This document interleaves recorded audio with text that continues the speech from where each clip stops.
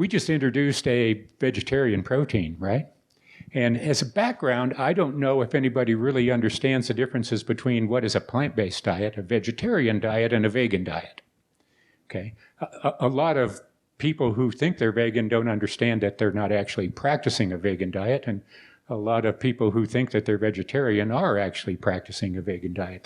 The similarities are close, but it's good to know, especially when you're out talking to people from a position of information. So what you'll hear in the world is that vegetarian or vegan diets or plant-based diets are good for you and good for the world.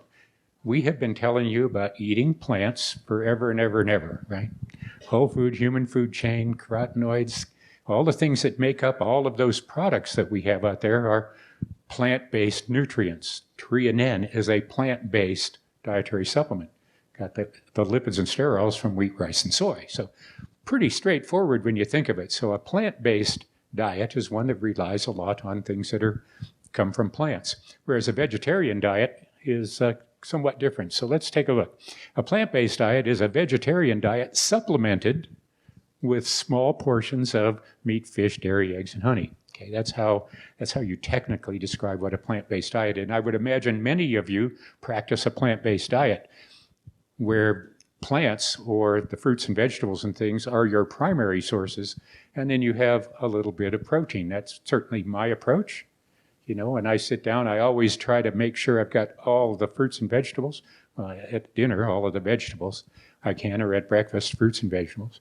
And then take a small portion of protein. Often it'll be salmon or eggs or maybe chicken breast or something like that.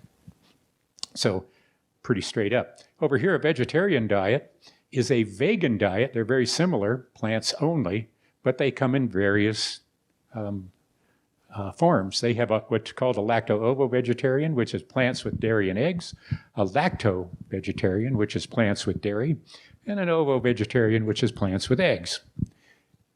Honey is okay, and the reason I make that point there is when you look over at the vegan diet, you can see that it's no animal products of any kind, including honey.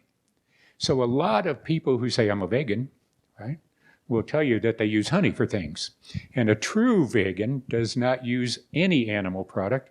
And in their case, that's anything that isn't a plant product, right? So bees or any of those other sorts of things would be something that a true vegan, would not embrace. So just so you know what's going on. What we know is, in general, all three of these diets avoid and drastically limit highly processed or industrialized products. Good.